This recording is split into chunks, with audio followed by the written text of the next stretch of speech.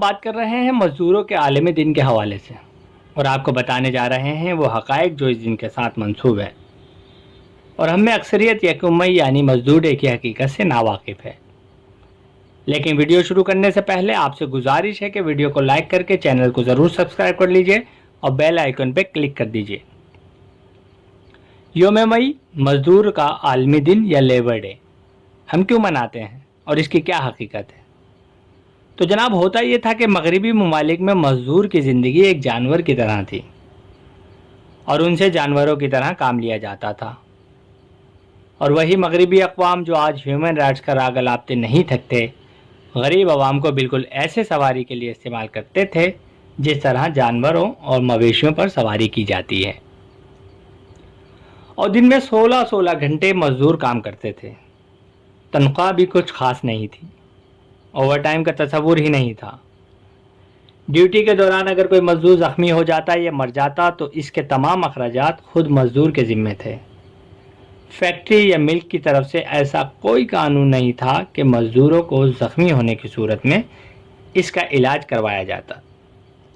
مزدور کی ملازمت کا فیصلہ مالک کی ثوابدید پر ہوتا تھا، وہ جس کو چاہتا ملازمت پر رکھتا اور جس کو چاہتا ملازمت سے ہٹا دیتا تھا۔ ہفتے میں 7 دن کام کرنا پڑتا تھا، چھٹی کا کوئی تصور نہیں تھا۔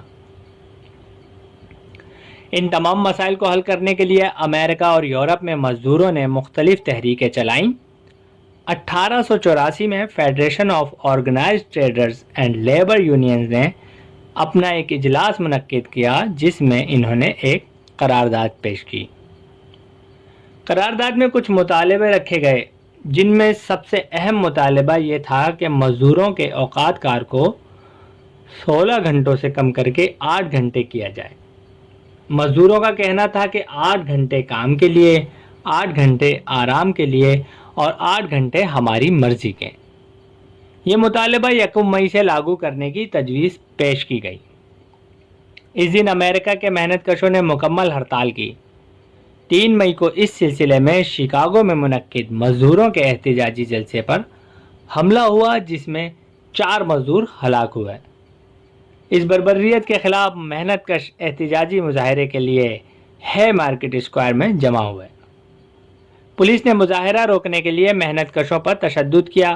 اسی دوران بم دھماکے میں ایک پولیس افسر ہلاک ہوا تو پولیس نے مظاہرین پر گولیوں کی بوچھاڑ کر دی، جس کے نتیجے میں بے شمار مزدور ہلاک ہوئے اور درجنوں کی تعداد میں زخمی۔ اس موقع پر سرمایہ داروں نے مزدور رہنماؤں کو گرفتار کر کے پھانسیاں دیں۔ ان میں Albert Parsons, August spies, Adolph Fischer اور جارج اینجل شامل تھے۔ ان کو 11 نومبر 1887 کو پھانسی دے دی گئی، جس میں سے لوئس لنگ نے جیل میں خودکشی کر لی اور باقی تینوں کو 1893 میں معافی دے کر رہا کر دیا گیا۔ حالانکہ ان کے خلاف کوئی ثبوت نہیں تھا کہ وہ اس واقعے میں ملوث ہیں۔ انہوں نے مزدور تحریک کے لیے جان دے کر سرمایہ دارانہ نظام کا انصاف اور بربریت واضح کر دی۔